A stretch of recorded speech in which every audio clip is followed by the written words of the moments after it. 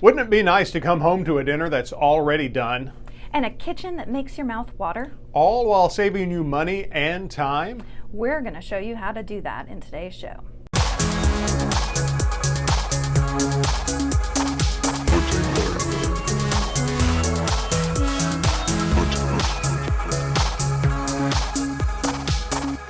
Hello and welcome to Season 2, Episode 11 of HUTV, Huntsville Utilities Television.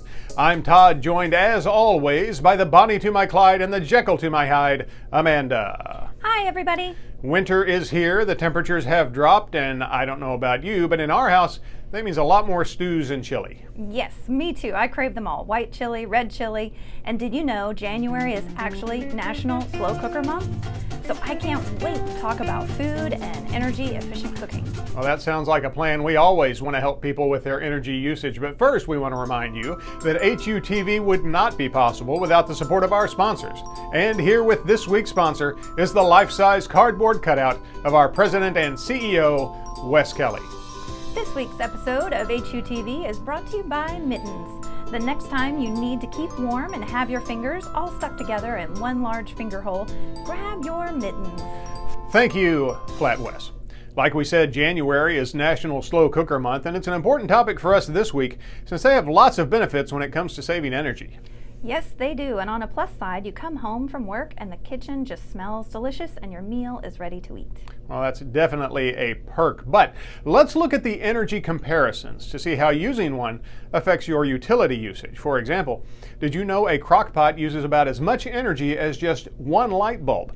So that roast you've had in the crock pot all day didn't cost you much to cook. That same roast in an oven at a higher temperature and cooking for longer than 2 hours can cost you a bit more. So if saving energy is your goal, pull out the slow cooker. And that's so true. The meat just falls apart for me and I'm less likely to burn it. Well, picky eaters certainly don't like burnt food. Nope, they don't. So I've started another method for making my chili after a snafu with the stove. I was making my chili on my gas stovetop. Well, that's good because gas stovetops are very energy efficient, between 10 and 30% cheaper than electric ones.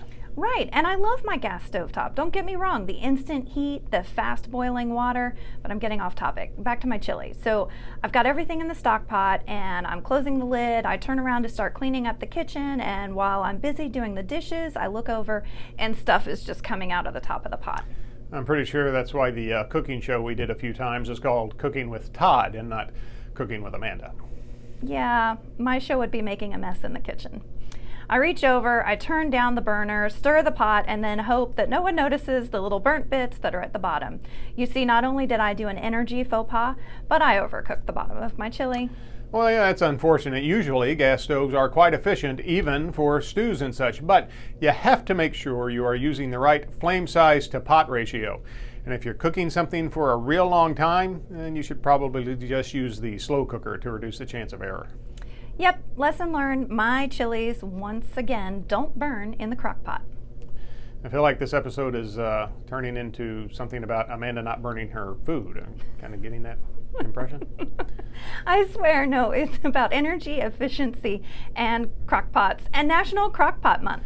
Okay, well, if you'd like to check out Amanda's recipes, no, you don't want to do that. If you'd like to learn more about how slow cookers can save you money, visit this website. We'll post it down in the comments as well. And now it's time for The Week in Utilities. You know, Amanda, last Friday, besides being Slow Cooker Month, is also National Squirrel Appreciation Day.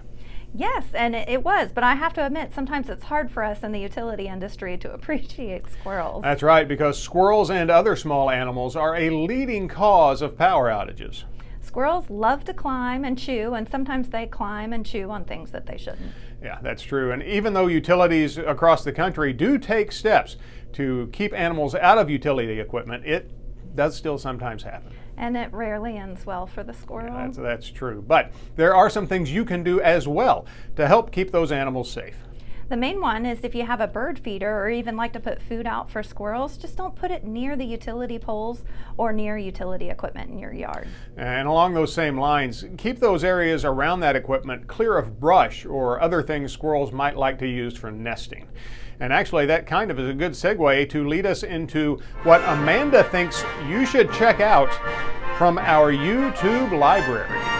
Yes, many of you know about Safety Squirrel, our mascot here at Huntsville Utilities. Well, back in September of 2020, he was kind enough to sit down with us for an interview for an episode of Facebook Live Friday.